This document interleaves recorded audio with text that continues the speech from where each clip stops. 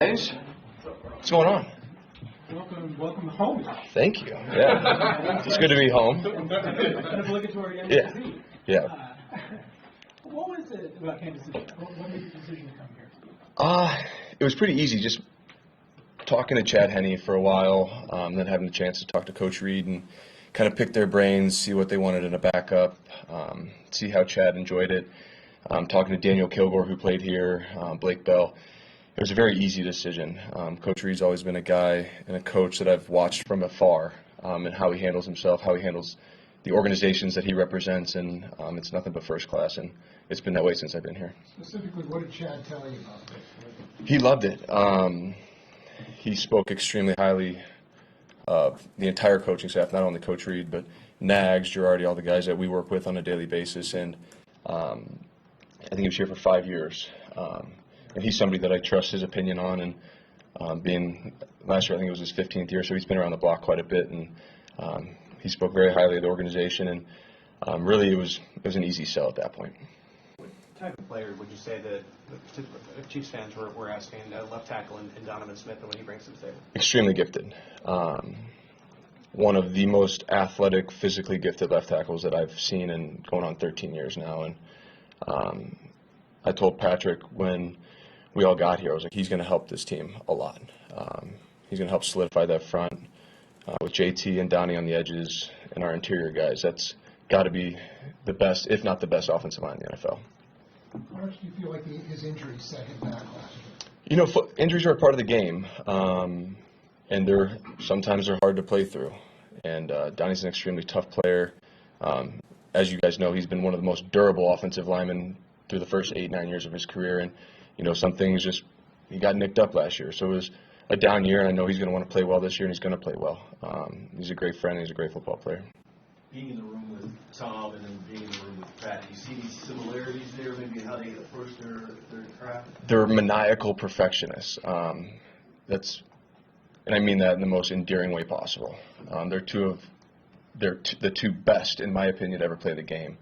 To see the similarities, kind of how they operate in the meeting room, on the practice field. Now they're completely different players, as we all know, but the way they approach the game on and off the football field is the exact same way, and you can see why they both had such sustained success early on and then throughout their careers. How do you see that in Pat? Just his attention to detail. He's a master of the system. He's been in it now, I think, going on 7 years. He still approaches it like it's day one, still taking notes the same way as he did as a rookie, as all quarterbacks do. You need to kind of refresh every single year, and there's always something that he wants to work on, always something to improve on, always something to get better at. How has the learning process of Andy Reid's system been for you so far? It's been fun. I guess I would say I'm pretty good at learning offenses now at this point in my career, which I don't know if that's a good or bad thing, but it's been a blast. It's definitely been refreshing being in the last system for 4 years, really 5 going back to Arizona with Bruce. It's been a nice change of pace. Just a lot of studying, a lot of FaceTimes with Girardi, just going over the plays, going over the script. So it's just like back to school for the first day. Blaine, obviously, you can help the team if you get in there or Patrick gets hurt, but what are some other ways you hope to help this team?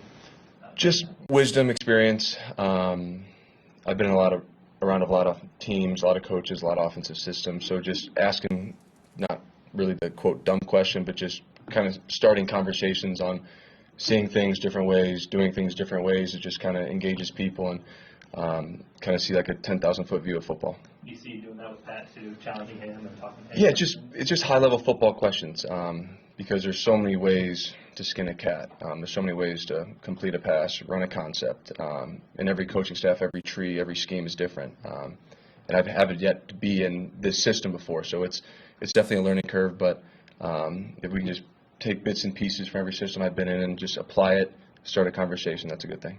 Blaine, there's a undrafted guy in the backfield with you, Tamir Prince, for much of this OTA section. Mm-hmm. Just how do you try to help someone who's very new to the league, who obviously wasn't drafted, and trying to sort of bring them along? For being a rookie, he's doing a tremendous job. He's a lot of fun to be back there. He had a great catch today on a deep ball that Pat threw him, which it was unbelievable to see a rookie running back, especially a big running back like that, jump, twist, and catch a back shoulder. So he's doing a great job. He'll be a lot of fun to watch in training camp when we get the pads on in the preseason games and the regular season, because he's definitely be a load getting downhill. Do you keep up with Mizzou football at all? Do you like the Columbia? We were just talking about that actually. My buddy Justin Smith, who was a longtime D tackle in the NFL, I played with him in San Francisco. He lived in Columbia there for a while, but I've not been back. There's been so much turnover there the last 13, 14 years, so it's been tough to keep track. But you know, they're doing well in the SEC, but I'm a Big 12 guy at heart, so it's tough to see that one go. I miss the KU-Nebraska rivalries, but no, they're doing well, but I don't know. I can't get behind the SEC stuff. What's kind of stood out for you with the wide receiver group so far? Young and talented. Those guys are eager to learn, and it's nice having a young group of guys that are just absorbing information, and they're working extremely hard. And it's a lot of fun to work with. I've been fortunate the last few years to work with Mike Evans, Chris Godwin, Antonio Brown, Gronk. So I'm just seeing how that level of player worked and their work habits. I try and help the young guys kind of emulate those work habits and bring them along. And kind of getting to see Travis firsthand, day in, day out, what's kind of really impressed you? He's the best. He has a rare feel for the game of football. I usually say, like, he sees the game like a quarterback. Knows when to sit down, when to get open, when to get his head around. So to have a guy like that being so close to you, the tight end position, it's an invaluable asset that we have. And he's been such a great player for so long, and he's doing great as always. Anything else? Chase was back in Yeah, Chase was here. Shoot, yeah. So I talked to Chase about it, and he loved it here. There's been a lot of guys that have come through here that I know, and Chase, Chad, Kilgore, all the guys. So I spoke very highly of this place. Last one. Blaine, you were talking about Travis earlier. It seems like he's going to get another shot of redemption with the ceremonial first pitch as a quarterback. Any advice for him, in terms of throwing that? Yeah, we call that the old 50-footer you threw. But I think mounds are 60 feet 6 inches. But you just got to get the release point right. It's tough throwing a football compared to a baseball, and baseball, especially when throwing a football, feels a little light in the hands. Like I don't know, I may throw it off the backstop too the first time. All right, thanks. Thanks, guys.